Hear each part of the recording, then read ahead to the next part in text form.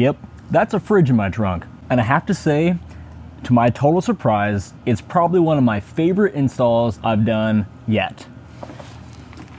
So now let's talk about this fridge and what it's doing inside of my Tesla Model Y. A company named Tyler sent this to me because they felt it was a cool product and one that my viewers would find interesting. But were they right? Tyler is selling this fridge, but the maker of this fridge is a company well known to this channel known as ca.temai. In the box you get a fridge base, the main unit, a rack, a microfiber cloth, a screwdriver, and a book of instructions. Here are some stats about the fridge. It has a rated power of 45 watts, can run on 12 or 16 volts. It is a compressor type refrigerator. The temperature can be adjusted from -5 to +20 degrees Celsius or 23 to 68 degrees Fahrenheit. They claim it is an easy installation, that it can run for up to 24 hours, and that it is noiseless. The installation process was very clear and to the point. You remove the trunk cover, insert the base of the fridge, plug in the 12-volt power, fit the main unit onto the base, screw the base and main unit together, screw on the fridge door hinges, and Bob's your uncle. Now, while we wait for the fridge to do, well,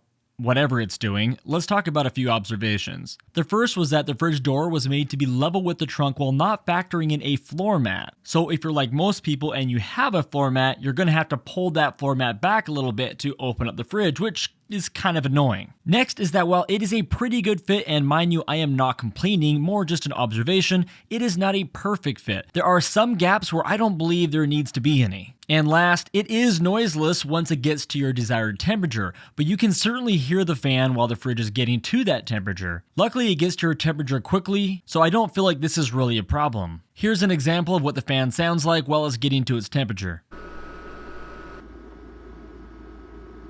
But enough with the nitpicking. Does this thing actually work? To put it simply, the answer is yes. In less than 10 minutes of me turning it on, it had gone from 18 to -5 degrees Celsius, at which time the loud fan turned off and it maintained its -5 for the duration of the filming. Keep in mind, at the time of this recording, it was 52 degrees Fahrenheit outside, so I suspect it would take longer if it was, say, 80 or 90 degrees outside. As far as what can fit in there, well, that really surprised me as well. On the top rack, I put in 3 cans of pop, and you could easily add another 4 or 6 cans down below. I was able to lay down 3 standard size 16.9 ounce water bottles on top, as well as put 4 in the bottom. There was so much room, I was even able to put these taller ice drinks in the bottom and still have plenty of room for that rack. You can easily add in food for a few days if you were, say, car camping. It is more than enough for your work lunch or small picnic. Maybe you're out hiking or something and you want to come back to your car and have some nice cold water waiting for you. It's a great option for something like that. Now, this fridge does come at a premium price tag, coming in at $519.99, and I will leave it up to you to decide if that is a fair value or not. However, Tyler did give you guys a discount, so if you do use my code CFTesla, you can save a little bit of money on there. I think right now the code is 22%, but I'll keep it updated down below in the comments. And of course, I'll put the rest of the information for these as far as where to go and find them. Do your own research down below in the comments as well. So what do you guys think about this one? Something you'd be interested in? No freaking way. What are your thoughts? Let me know down below in the comments.